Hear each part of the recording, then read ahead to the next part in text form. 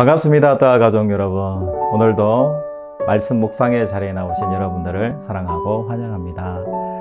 제가 뉴스를 보니까요, 전쟁의 소식이 있더라고요.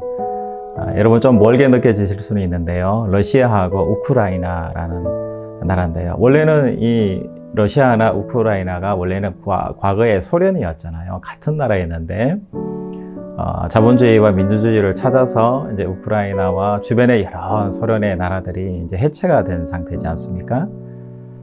그런데 전략적으로 중요하기 때문에 우크라이나를 러시아가 지금 침략하기 위해서 국경을 봉쇄하고 있는 그런 중이다라는 소식을 들었습니다.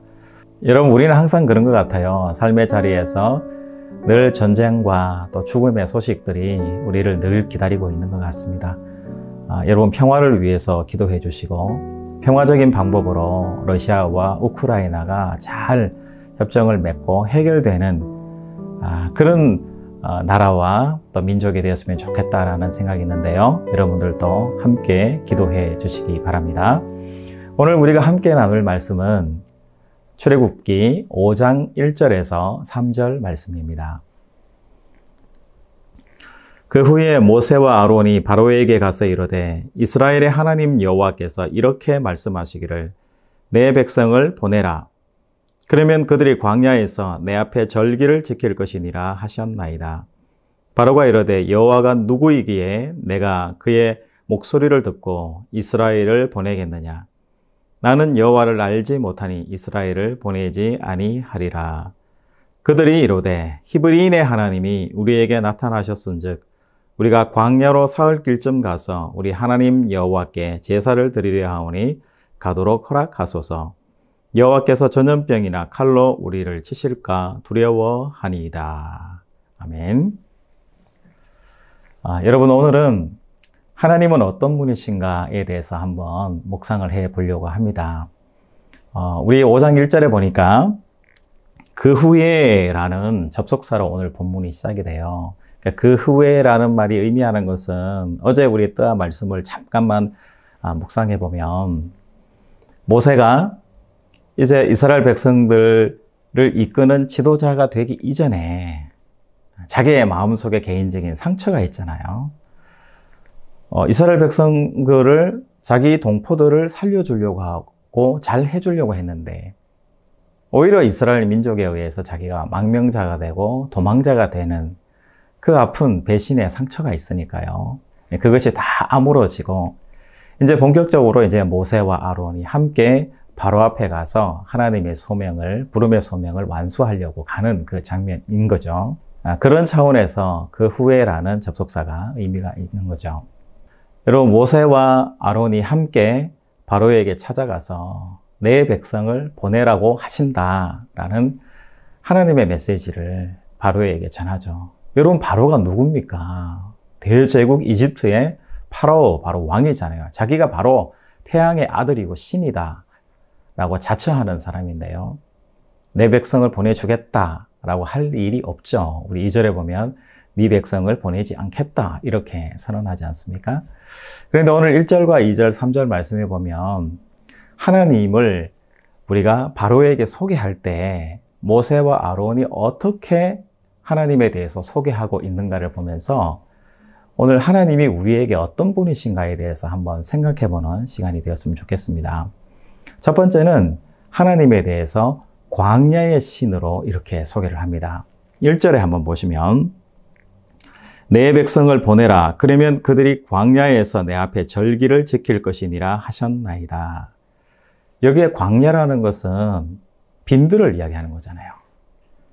그러니까 하나님이라는 신, 여호와 야훼라는 신이 어떤 신이냐 바로가 물었을 때에 광야의 신이다 이렇게 말한 거나 다름없는 거죠. 여러분 한번 생각해 보세요. 그 당시에는 다신주의의 시대였어요. 그래서 많은 신들이 있는 거죠. 특별히 애굽은 전쟁의 신이 있죠. 태양의 신이 있죠. 그리고 사막의 신이 있죠. 또 다산과 풍요를 상징하는 염소와 낙타와 양의 신들이 있는 거고요. 또 그 당시에 이 애굽에서 유명한 이 나일강 신도 있는 거고요. 물고기 신도 있는 거고요. 그러니까 신의 종류가 여러 가지가 다 있는 거예요. 대부분은 전쟁과 풍요와 다산하고 관련된 그런 신들이죠.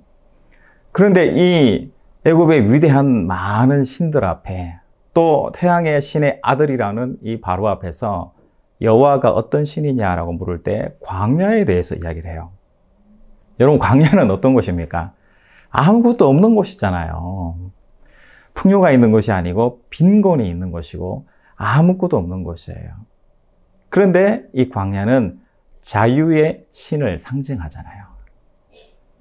그러니까 이스라엘의 신은 풍요와 다산과 풍성함과 강력한 권력을 생각하는 신이 아니라 광야와 자유의 신이다.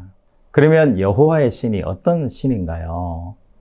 오늘 말씀해 보니까 2절에 바로가 이르되 여호와가 누구이기에 내가 그의 목소리를 듣고 이스라엘을 보내겠느냐? 나는 여호와를 알지 못하니 이스라엘을 보내지 아니하리라. 3절에 보니까 그들이 이르되 히브리인의 하나님이 이렇게 이야기해요. 그러면 모세와 아론이 바로에게 소개할 때 하나님에 대해서 여호와를 히브리인의 하나님이다 이렇게 소개한 거잖아요. 그럼 여기 나오는 히브리인은 그 당시 언어적으로는 하비루라는 그런 말인데요. 이 하비루라는 것이 역사서에도 보면은 나오는데 애굽 땅에서 정말 낮고 천한 일들을 하는 노동자, 천한 계급에 속한 외국인 노동자를 하비루라고 했다라는 기록이 있습니다. 여러분, 이렇게 이야기할 때 히브리인의 하나님, 이 하나님은 어떤 하나님이 됩니까? 애굽의 신 바로의 신이 풍요와 절대적인 권력과 힘의 상징의 신이라면 이 히브리인의 하나님이라는 것은 바로 종과 노예의 신 하나님이다라는 것을 이야기하잖아요. 여러분, 이게 말이 됩니까? 강력한 한 나라의 제국의 왕 앞에 가서 많은 백성을 다스리고 종을 모두 다스리는데 그 신 앞에 가서 내가 믿는 여호와 하나님은 바로 노동자 편에 서 있는 신이고 가난한 신이고 광야의 신이다. 이렇게 이야기했을 때 설득력이 있을까요? 하나도 설득력이 없는 거잖아요.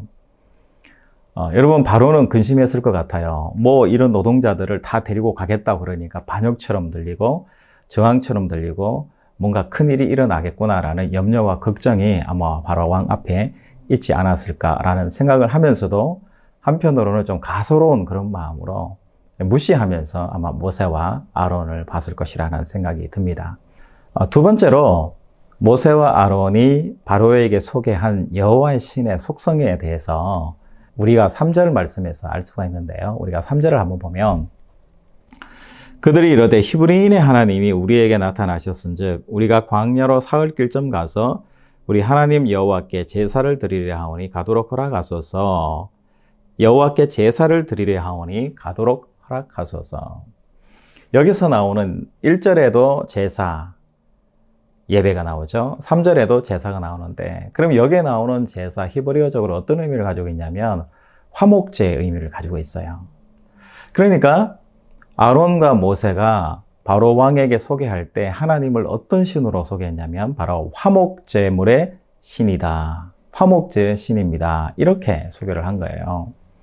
여러분, 이 화목제라는 것이 레위기에 보면은 상세하게 잘 이 제사의 방법이 나와 있는가요?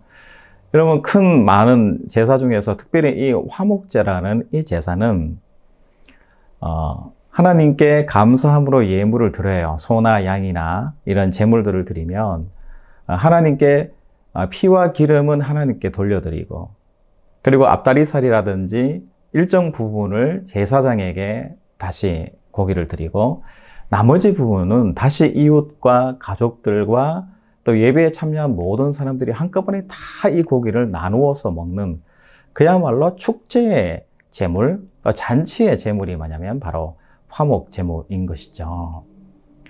그러니까 여러분 한번 생각해 보세요. 애굽의 왕이라는 존재는 자기가 모든 좋은 것들을 다 가지고 착취하고 받아내고 억압하고 자기 것이 다 되는, 모든 것이 다 자기 것이 되는 소유의 신이고 풍요의 신이고 바로 모든 물건의 주인의 신이라는 거죠.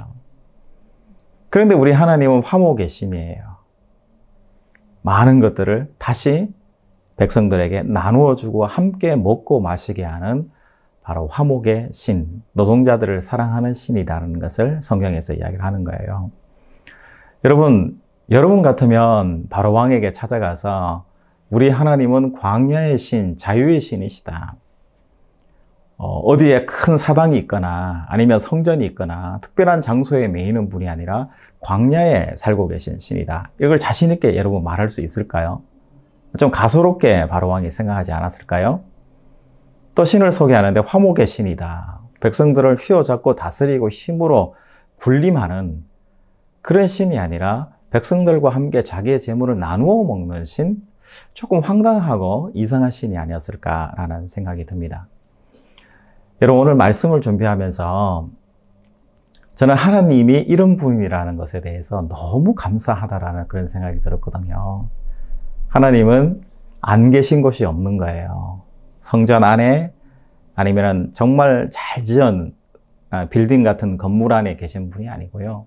광야에서 야곱이 돌베개를 베고 잠을 자다가도 일어나서 그 돌베개를 위에다가 재물을 놓고 예배 드릴 수 있는 그런 어느 곳에나 계신, 우리가 기도하면 언제든지 응답하시고 들어주시는 그런 하나님이라는 것이 너무나 감사한 거예요. 그리고 그 하나님이 군림하고 지배하는 하나님이 아니라 우리의 기도를 들으시고 날마다 나누기를 원하시고 잔치하기를 원하시고 우리를 사랑하시고 우리를 도와주시는 하나님이라는 것을 생각했을 때 우리 하나님이 얼마나 기쁘고 감사한 분인가라는 생각을 다시 한번 하게 되는 것 같아요. 여러분, 하나님은 우리를 귀하게 바라보시는 하나님이시고요. 우리에게 무한한 자유를 주시는 바로 하나님이세요. 여러분, 우리가 스스로 속박에 빠질 수도 있고 무엇인가 알 수 없는 또 구조에 의해서 우리가 속박에 빠지고 자유를 누리지 못하는 사회를 우리가 살고 있을지도 모릅니다. 여러분, 자유하시기 바라고요. 구조에 압박이 있다면 여러분 벗어나셔서 자유하는 사람이 되시고, 또 정신적으로 신앙적으로 압박이 있다면 자유하셔서 하나님께 기쁨으로 노래하고 예배하는 여러분들의 신앙이 되었으면 좋겠습니다. 여러분 삶에서 용기를 내시기 바랍니다. 하나님은 우리를 사랑하시는 분이고요. 우리가 어떤 열등과 어떤 어려움과 직업적으로 어떤 천하고 힘들고 어려운 상황이 있다 할지라도 하나님은 우리를 날마다 지키시고 보호하시고 위로하시는 하나님이신 것을 여러분 이 시간 믿으시기를 바랍니다. 여러분, 그런 하나님 앞에 오늘은 이렇게 한번 살아봤으면 좋겠습니다. 먼저는 사람을 많이 사랑하는 여러분들의 하루가 되시길 바랍니다. 여러분들의 자녀를 많이 사랑해 주시고요. 여러분들의 아내를, 남편을, 여러분 가족을 먼저 많이 사랑해 주시고, 그리고 이웃들을 귀하게 여겨주시는 여러분들의 삶이 되시길 바랍니다. 그리고 여러분의 삶의 자리가 내 직업이 어떤 직업이든지 간에 여러분 귀하다 천하다 그런 게 없는 거예요. 하나님 앞에서는 모두 귀한 직업이거든요. 여러분 직업에 대해서 자신감을 가지시고 오늘 하루도 직장에서 성실하게 열심히 일해내시고 자랑스럽게 일해내시는 오늘 하루가 될 수 있기를 주님의 이름으로 축복합니다. 여러분, 또 한 가지 중요한 것이 있는데요. 오늘 하나님은 화목의 신이셨어요. 여러분, 화목이라는 것은 무엇인가를 나눌 때에 생기는 게 화목이잖아요. 여러분, 화목이라는 이 한자가 여러분 옆에 보면은 입구자가 있잖아요. 그러니까 뭔가를 나누어 먹을 때 생기는 것이 화목인 거잖아요. 여러분 삶에서 큰 나눔이 있는 여러분들의 삶이 되시기를 바랍니다. 예수 그리스도께서 우리를 위해서 죽어주시고 자기의 살과 피를 흘려주심으로 우리가 기쁨을 누리고 화평을 누리면서 살게 된 것처럼 누군가의 헌신과 아픔과 희생이 없이 우리 가정이, 우리 사회가 생겨나는 것은 아닌 것 같습니다. 여러분, 오늘 하루 사람들과 또 여러분 주변의 이웃들과 화목하게 지내시는 하루 되시고요. 그래서 그리스도의 그 성품을 우리 삶에서 이루어내시는 이 하루가 되시기를 주님의 이름으로 축복합니다. 기도하겠습니다. 사랑의 하나님, 감사드립니다. 고된 노역과 아픔 속에 빠져있는 이스라엘 백성들을 찾아가셔서 아론과 모세를 보내셔서 구원해 주심을 감사드립니다. 절대 권력자 바로 앞에 당당하게 내 백성을 보내라.